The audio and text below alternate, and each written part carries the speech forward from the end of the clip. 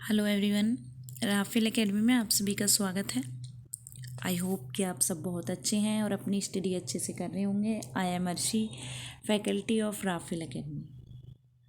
आज जो हम यहाँ पर देखेंगे वो आपका प्रैक्टिस सेट है ज्योग्राफी का। ज्योग्राफी का प्रैक्टिस सेट हम यहाँ पर करने वाले हैं। आप भी अपने स्तर पर जो भी आप प्रैक्टिस सेट लगा रहे हैं या फिर अभी आप प्रेजेंट में मेरे साथ करोगे तो आप भी करके देखा करो। जब मैं आपसे पूछा करूं या फिर अपने किसी भी पेज में आप नोट कर सकते हो और उसे लिख सकते हो और कर सकते हो। ठीक है, चलिए फिर शुरू करते हैं। फर्स्ट क्वेश्चन है आपका, सतपुड़ा श्रेणी से सतपुड़ा श्रेणी की सबसे ऊंची चोटी कौन सी है।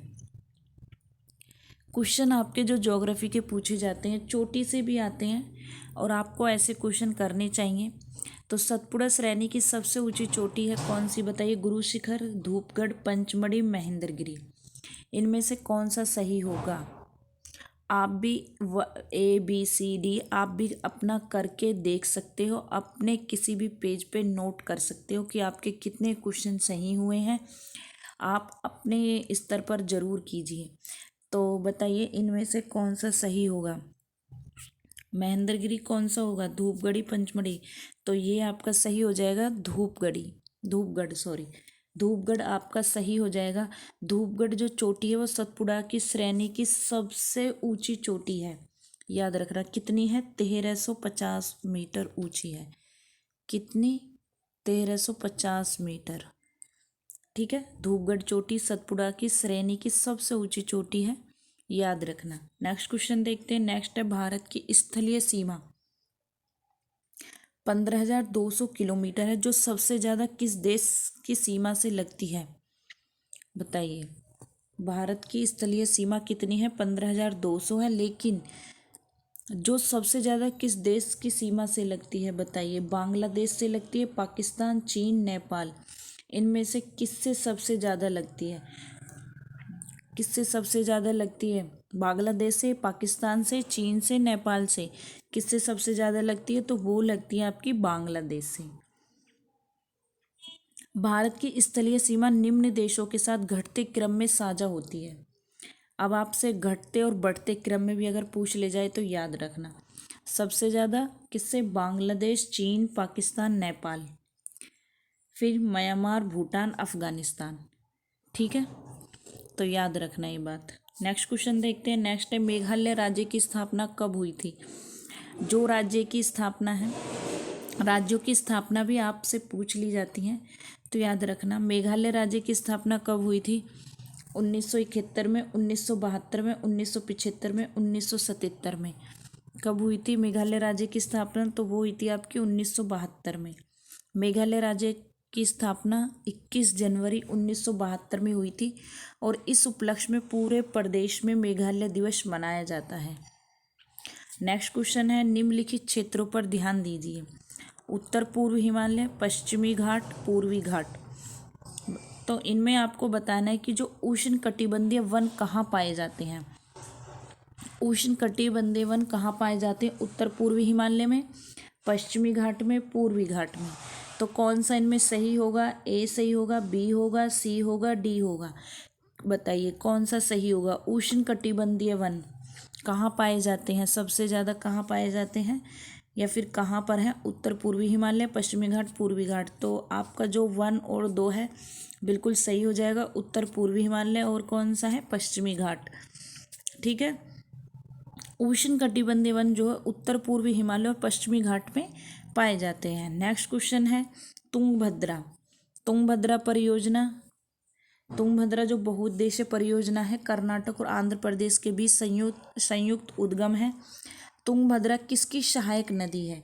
अब ये क्वेश्चन तो आपको यहाँ पे ऊपर आपके 2 क्वेश्चन क्लियर हो गए हैं। फर्स्ट क्वेश्चन आपका ये है कि तुंगभद्रा बहुउद्देशीय परियोजना, कभी ना कभी ऐसे ऐसे क्वेश्चन आ जाते हैं, आपसे ऐसे क्वेश्चन पूछ ले जाते हैं कि वो क्वेश्चन भी आपको एक उत्तर दे के चला जाता है।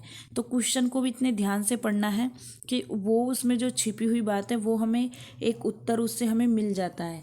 तो जैसे इसमें बताया गया है कि तुंगभद्रा बहुउद्देशीय परियोजना कर्नाटक और आंध्र प्रदेश के बीच है।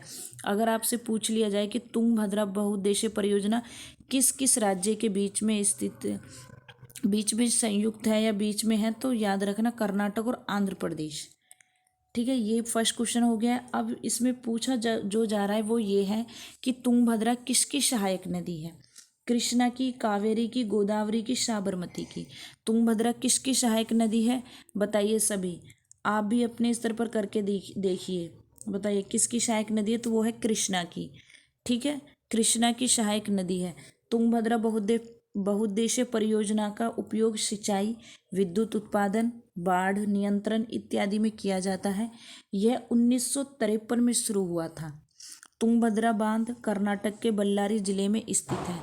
तो ये बात भी याद रखना है कि ये बात भी आपको याद रखनी है कि तुंगभद्रा जो बांध कर्नाटक के कौन से जिले में है? बल्लारी जिले में स्थित है। नेक्स्ट क्वेश्चन है, भारत के किस शहर में सूर्य वर्ष में कम से कम एक बार लंबवत होता है? यहाँ से क्वेश्चन आपसे पूछे जाते हैं। तो भारत में किस शहर में सूर्य वर्ष में कम से कम एक बार लंबवत होता है? किसमें? चेन्नई में, मुंबई में, नागपुर में, जयपुर में। तो सही विकल्प यहाँ पे आपको चुनना है। केवल एक ए होगा या फिर बी होगा या फिर सी होगा या फिर डी होगा, बताइए कौन सा होगा। 4 आपको शहर दिए हुए हैं, तो बताइए इनमें से किसमें सूर्य वर्ष में कम से कम एक बार लंबवत होता है? तो आप कहोगे वो होता है चेन्नई, मुंबई और कौन सा शहर है? नागपुर। चेन्नई, मुंबई और नागपुर में वर्ष में कम से कम एक बार सूर्य लंबवत चमकता है।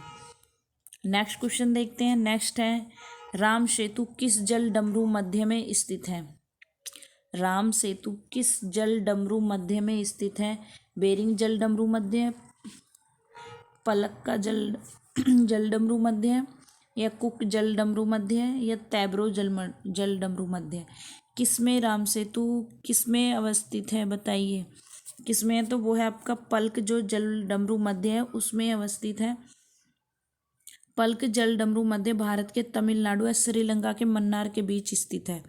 अब ये भी हमें यहाँ पर एक फैक्ट हमारा क्लियर हो गया है कि पलक जल डमरू किस भारत के कौन से? तमिलनाडु स्टेट और कौन सा? श्रीलंका जो देश है उसकी जो मन्नार के बीच की जो खाड़ी है वो वहाँ पर ये स्थित है। इसका नाम सर रॉबर्ट पलक के नाम पर रखा गया है। किसके नाम पर? सर रॉबर्ट पलक के नाम पर रखा गया है। नेक्स्ट क्वेश्चन देखते हैं, तुलबुल परियोजना। तुलबुल परियोजना बहुत पूछी जाती है, याद रखना। तुलबुल परियोजना आपको किसी न किसी आप वनडे एग्जाम दे रहे हैं उसमें आपसे पूछ ली जाती है, तो याद रखना है। तुलबुल परियोजना देश के किस राज्य में स्थित है? जम्मू कश्मीर, हिमाचल प्रदेश, उत्तराखंड या फिर हरियाणा? किस में अवस्थित है? तो ये है आपकी जम्मू कश्मीर में स्थित है। ठीक है, तुलबुल परियोजना। तुलबुल परियोजना कहाँ पर स्थित है? किस राज्य में? जम्मू और कश्मीर में। तो देखते हैं तुलबुल परियोजना के बारे में। तुलबुल परियोजना जम्मू कश्मीर में झेलम नदी पर स्थित है। और कौन सी नदी पर स्थित है? झेलम नदी पर स्थित है। इस परियोजना पर 1987 में कार्य शुरू किया गया था। कब से शुरू हुई है ये परियोजना? 1987 में। टाइम भी याद रखना है। परंतु भारत पाकिस्तान के बीच इस परियोजना का समझौता ना होने के कारण क्या हुआ है कि इस प्रोजेक्ट का कार्य अभी क्या कर दिया? बंद करना पड़ा। भारत और पाकिस्तान के बीच को लेकर जो विवाद है, तो इसलिए इस प्रोजेक्ट का कार्य जो है बंद करना पड़ा। नेक्स्ट क्वेश्चन देखते हैं। नेक्स्ट है, निम्नलिखित में से किस राज्य की जनसंख्या घनत्व सबसे कम है? बताइए सबसे कम किस राज्य का जनसंख्या घनत्व सबसे कम है? अरुणाचल प्रदेश, मिजोरम, जम्मू कश्मीर, सिक्किम।